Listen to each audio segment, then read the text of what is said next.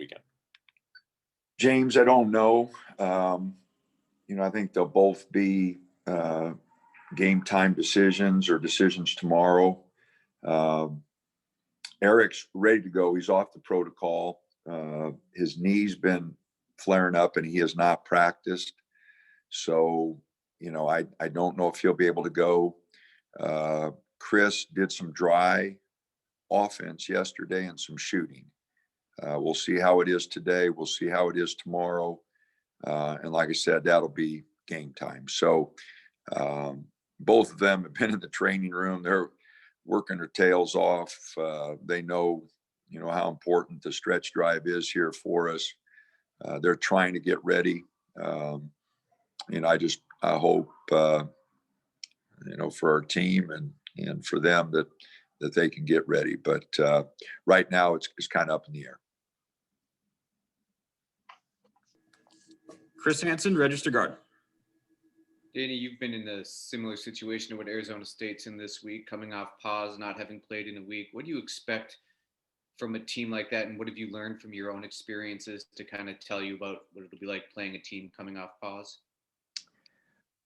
Well, to be real honest, I don't know if they'll have their whole team. I don't know if they'll be missing players. I just don't have enough information, Chris, to really answer that question. When we came off of our pauses, the first time we didn't have Chris and LJ, and we only had, a few days to practice. So I don't know if they've been practicing. I don't know how many guys have had the COVID or who's playing. So I don't have any of that information to really tell you how it might affect them compared to us. I thought in both of our cases, since we didn't have our full team, it did affect us. We had limited practices because of Lane County and how, we handled protocol. And so depending on their county, their state, how they handle the protocol, it could be their full team. I don't know how they handled practice during their pause and the gym availability for individual players. So it's a tough question to answer, Chris.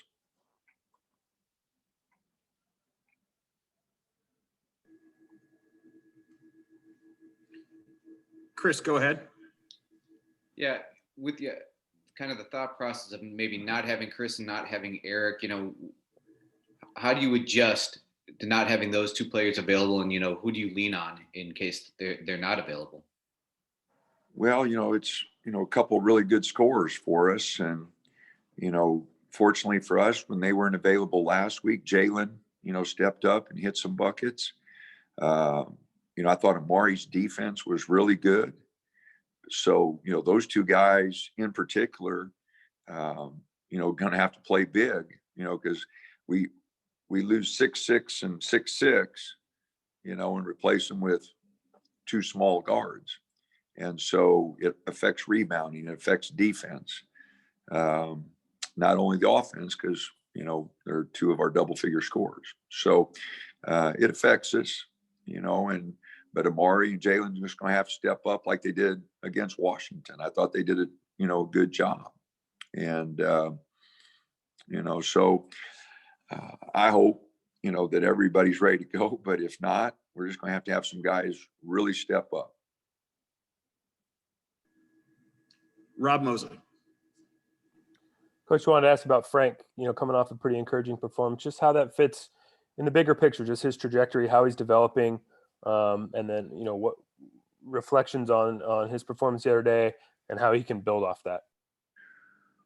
Well, Frank has a tremendous work ethic, and his energy level is really good. He, as I mentioned on our last, he's been slowed by our pauses, and not being able to practice as much. He needed the practice. He and Jalen, needed the practice as much as anybody. And so, I like his energy. I love how hard he plays. We've got to get him to quit picking up the touch fouls. He reaches, and, you just as 6'11", you don't want to get fouls reaching. If you're going to get fouls, get them blocking shots or going after rebounds. But, we don't need 6'11" getting fouls reaching. So, we've got to get him channeled there. But, for a guy who's had very few practices and didn't join us until after Christmas, he's really been a shot in the arm. Both his energy and his, we need his size. After losing Dante, we became awfully small really quick, and we need him, to give us that presence inside. Can I just follow up real quick? Not having Dante, how much does that affect Frank and just the work he can get done in practice? I mean, goes without saying that if he had Dante to match up with in practice, that would perhaps accelerate his development. Oh, I think so. Because that would simulate playing against other bigs, but this maybe helps him in a situation like Arizona State, where he's going to have to guard Graham, who is real mobile and can really move, and that'll be a challenge for him. To guard somebody with that mobility. Well, having to guard Eugene every day in practice or Chandler, makes him be able to guard that mobility, I think, a little better. So, you'd like to see Dante there so he'd have a big to work against, but it's also, good for his development to play those smaller guys. And when teams go small on us, if we're able to keep him on the floor, that does helps us. Let's go to James. I just wanted to see. I understand that the guard rotation, especially with Will back, impacts things, particularly at the one. But what is Aaron's role at this point? Is it just because of the addition of the return of Will that naturally his minutes are going to go down and stuff, or is it just that he's got enough to work on and this was going to originally be a transition year and a year in residency for him anyway, or is it just certain things that he's got to work on in order to earn his time back in the rotation? Well, it's a combination of things. With Chris, Eric, LJ coming back, and Will's going to get 30 minutes plus. So those minutes have been cut. We didn't plan on playing him. He does have a lot of things to work on. So he gave us some nice minutes, but he's going to have to develop. He's going to have to get better. And right now I can't play 10, 11, 12 guys. I've got to settle on the 8, 9, that are going to make the run with us. And he's got to be available and he's got to continue to work. And I'm not afraid to put him in there. He's got some experience now, but I just think Will's further along, Chris is further along, Eric's further along, LJ's further along. And I feel like we need those guys on the floor. Then to ASU specifically, Dana, I realize we don't know exactly who may be in or out, but assuming that everybody is there, can you speak to just the challenge of not only Remy, who's obviously you faced before, but Christopher also, and just the firepower that they have on offense in particular? Well, James, and you add Verge into that. You got Remy, Verge, and Christopher, 3 guards, that are all getting 16 plus. So they do have tremendous firepower on the perimeter. They're able to get to the rim. They're a dangerous 3-point shooting team. They haven't been shooting it well, and that's probably one of the reasons they haven't been quite as successful as everybody thought they would be. But they are a dangerous offensive team. Those 3 guys can get to the rim anytime, and it creates. We're going to have to really fight the dribble.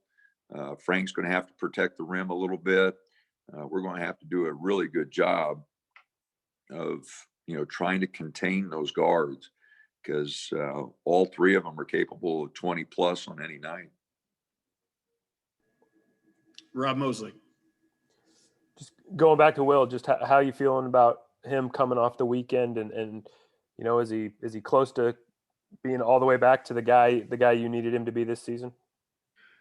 Well, he's still a ways away, Rob. November 30th to now, he's been out a long time.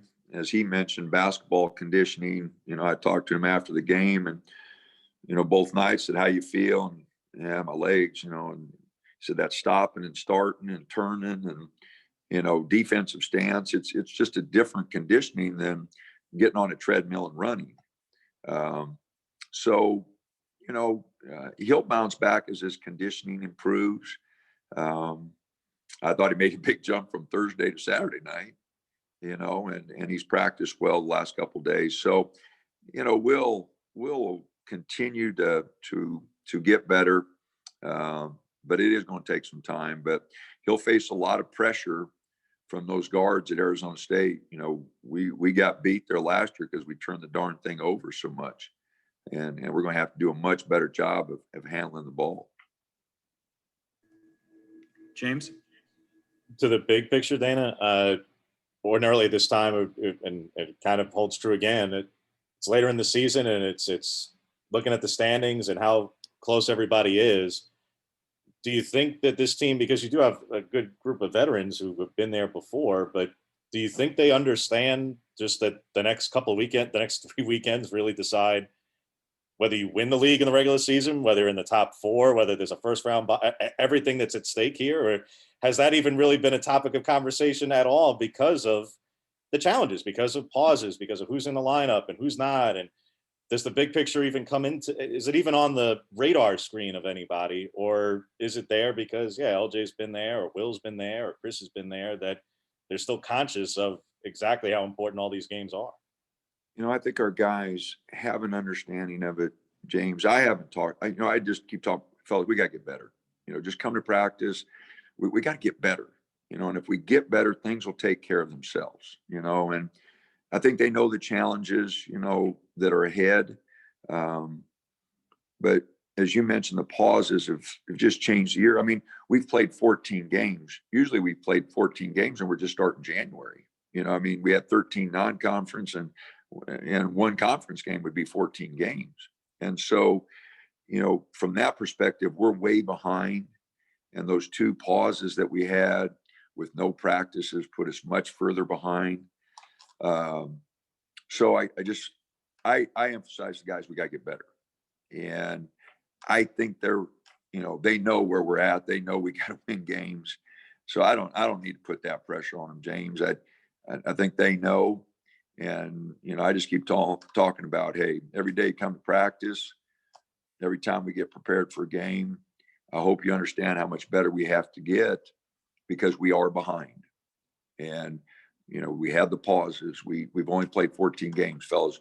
There's got to be that sense of urgency. I do talk about that, a sense of urgency to improve because of where we're at. So, but to talk about wins and losses, I don't do that. Our guys, I think they think about that and they understand that. All right. Any last questions for Coach today?